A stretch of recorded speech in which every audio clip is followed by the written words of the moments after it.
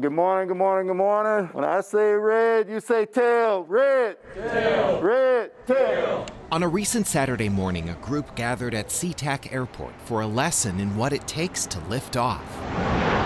This is the Red-Tailed Hawks Flying Club, a chapter of the Black Pilots of America. Civilian, military, or private. What airport do you want to build on your table? Jesse Hayes, a Boeing engineer, is president of the club. We have an opportunity to really open up doors, open up eyes, and inspire hearts. And this is your tower?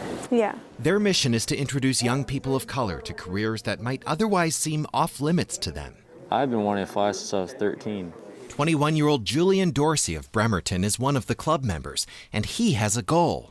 Airline pilot for sure. But the path to a career in the cockpit has lots of hurdles. It's definitely a super expensive hobby, and it's a lot of work for sure.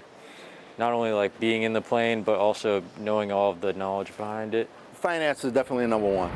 Many families think in terms of hundreds of dollars. When you're flying airplanes, you've got to think in terms of tens of thousands of dollars.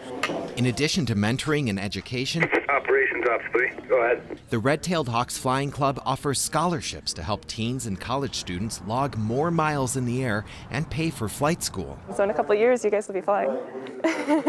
22-year-old Samantha Carter is a great example of what this organization is trying to achieve. It's not impossible to become one of them. We first met her in 2016 when the Hawks visited Renton Municipal Airport. I want to fly a 787 at least once, so. She ended up graduating from Embry-Riddle, one of the premier aeronautical universities, and she now works as an aerospace engineer for the Navy. Red-Tailed Hawks helped pay for her training. It really helped me get my foot in the door.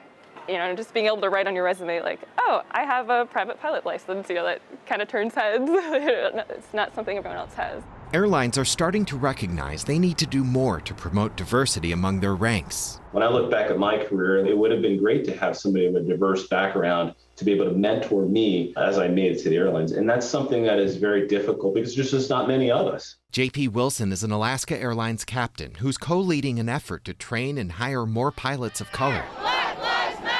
In response to the summer 2020 protests over racial inequality, Wilson and his colleague Captain Ron Limes approached their managers with an idea. Instead of waiting around, what if the airline went out and invested in people of color pursuing these careers? They got results. Alaska just launched True North, a program that covers the cost of flight training for 4 students enrolled in historically black colleges and universities, a tab that runs into the tens of thousands of dollars. Sometimes this population has trouble with the financial aspect of flying because it's an expensive game. You know, to fly at a university, it is pricey, and I lived it. Students selected for the program are guaranteed jobs at Horizon Air and eventually Alaska.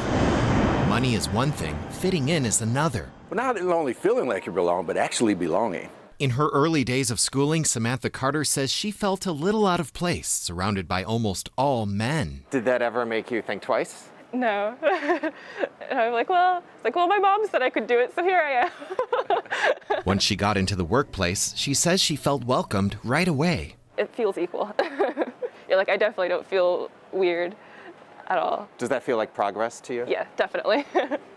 I'm really happy with it. Perhaps it will be different for her age group, lifted up by a generation that wants to see young people like her soar.